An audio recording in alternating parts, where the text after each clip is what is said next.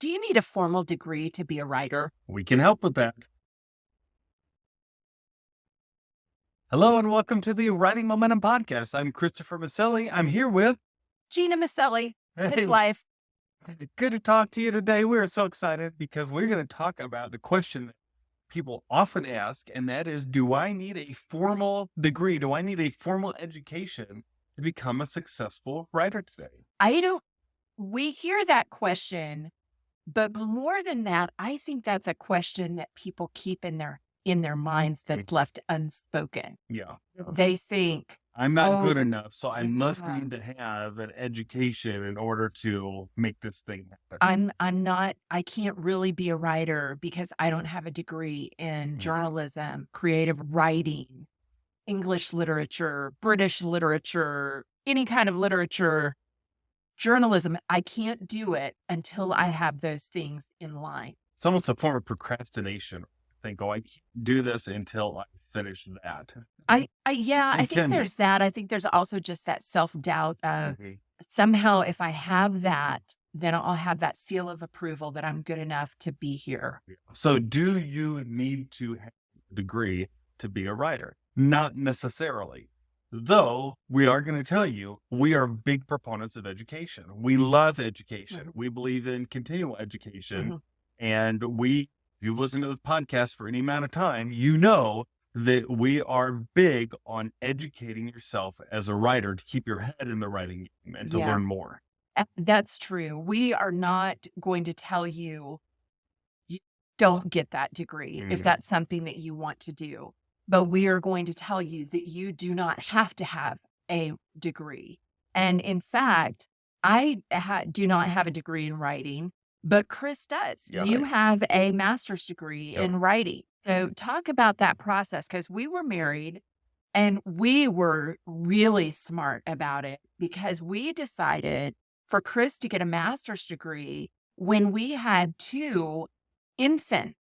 We decided for me to go ahead and get my master's degree about the time that we had two children in our lives, which is probably not the best timing in the world.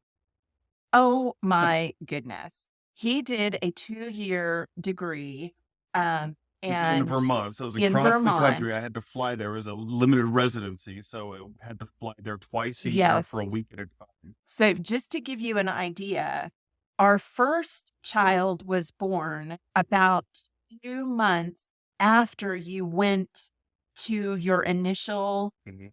residency, Yes. and our second child was 5 months old when he Graduate. graduated, and our kids are only 2 years apart. Yeah. So, to say it was a wild time, and I don't even know what we were I thinking. I don't know how we got it all done. I had a full-time job also at that point, and so I don't know how I got the full-time job, plus we were bringing up two children, plus I got this degree across the country. It was very intense. And so here's the thing. I really liked getting the degree. I met some wonderful people, and it's like this intensive time of getting together and learning about writing. And let me tell you, I was writing all the time. Yeah. For my full-time job, I was a writer. And then also I was doing creative writing then. I mean, I was doing some creative writing in my full-time job also, but I was doing creative writing for this program in the evenings. So I would spend all kinds of time writing and reading because I had to read literally hundreds of books in that program. Yeah. So between the two, I was immersed in writing 24/7. It really, though, did wear on us a lot. It was difficult. And when I got out of the program, it was hard to even write because it was such an intense Yeah. time. It was hard for me to get into. All of that said, it was a good experience, and I could now teach on a collegiate level because I have this degree. But that said, I discovered in the program there's a lot that they didn't teach about writing, and we're going to talk about that. But also, and here's the biggest thing: I discovered just because I had a degree, that didn't stop my learning process. I had to keep learning. So my advice to you might be this: if you want to go ahead and get a degree, that's fine. You're going to learn a lot. You'll probably love it. But let's say your degree costs $30,000, $40,000. Just because you sign that and go do that doesn't mean it's going to end. You're going to have to keep learning as the years go. That's part of being a writer. So for a lot of people, you might be better off just saying, I'm not going to spend a huge chunk of money and time in one place, right? Instead, I'm going to every year attend writers conferences, get continual education, and just keep this going over time. And you'll be in a very good place if you do that. The key is to keep learning. Yeah, I think that's the thing. You came out of that program having been exposed to some fabulous Oh, it's writers. wonderful. Your instructors were top Top notch. notch. Yeah. Your people, your peers, your classmates Top notch. were really good. Yeah.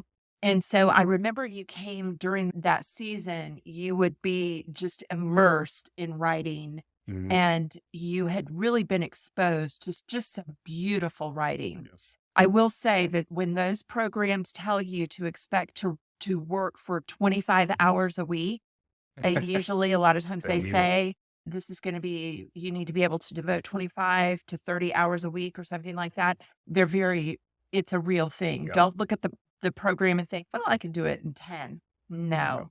It was a significant amount of time and effort that you went into. And it's not just a weekend thing. It's in probably multiple days of the week, if not every day of the Yeah. week kind of thing. Because like I said, you also have a very heavy reading routine too. And so you're going to be reading if you're not writing. So Right. your life really becomes consumed with it. And so if that's an avenue you want to go down, that's fine. But our question today is, do you need formal education like that? Do you need a degree to your name to become a writer? And I would say, no, you don't. What you need is continued education. You just need to make sure you're continually learning. Now, does it hurt to have that? Of course not. Does it help?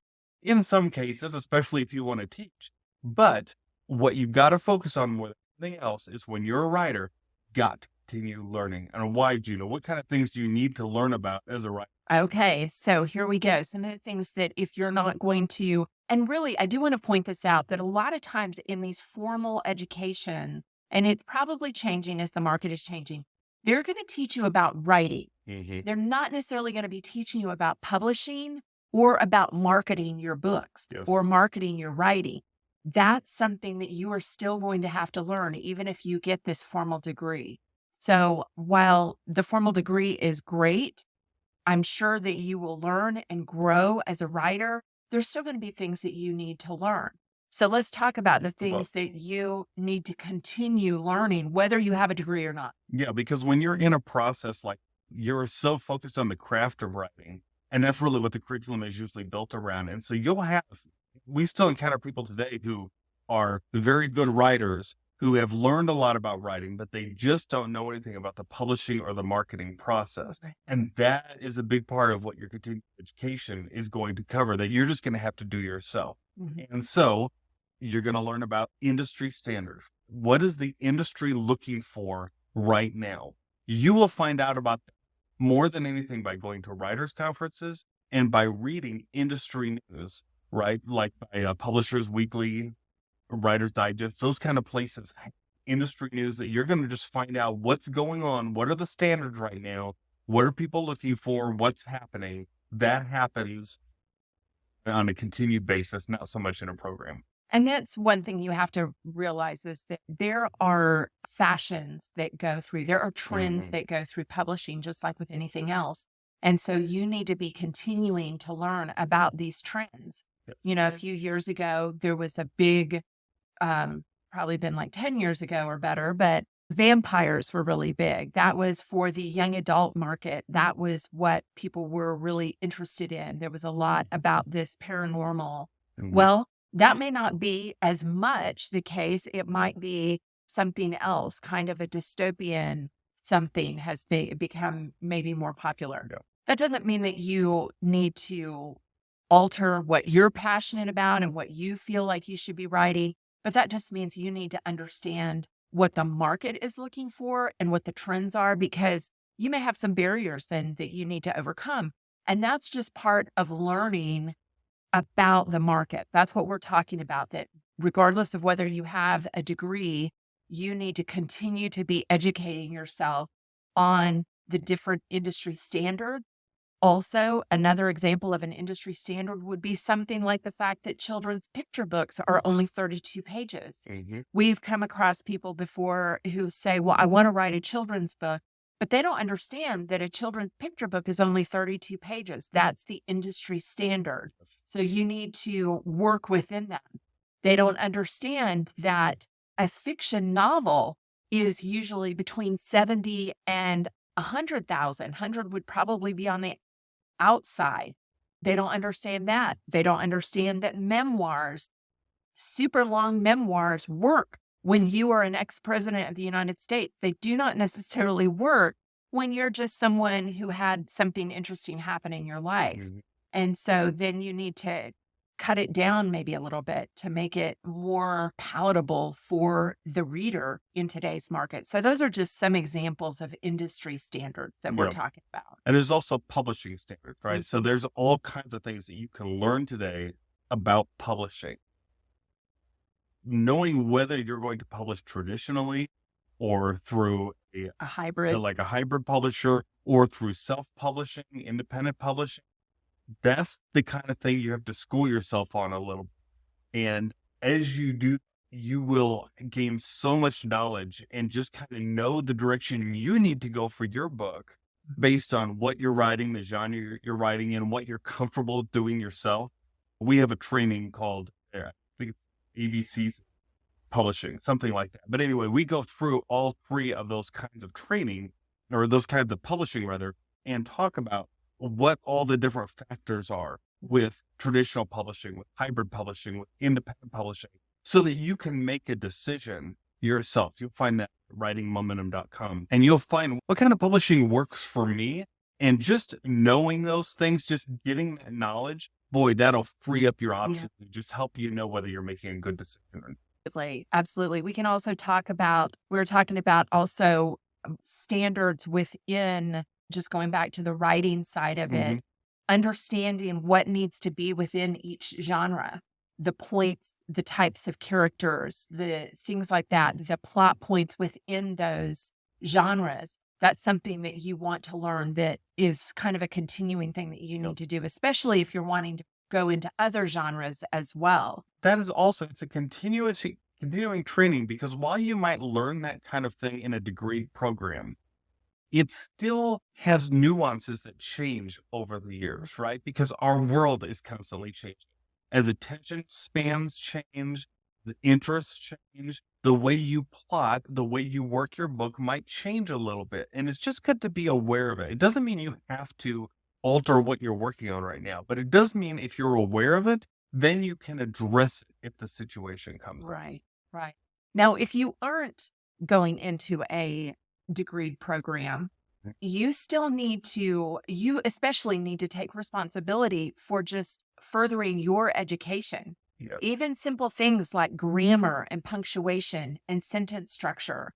Those sound simple and you think, well, I learned that back in, 5th grade. I don't necessarily need to do that. I'm telling you, please brush up on those things. There's nothing that will turn your writers off or your readers off quicker than a book it has some inconsistencies with those kind of things.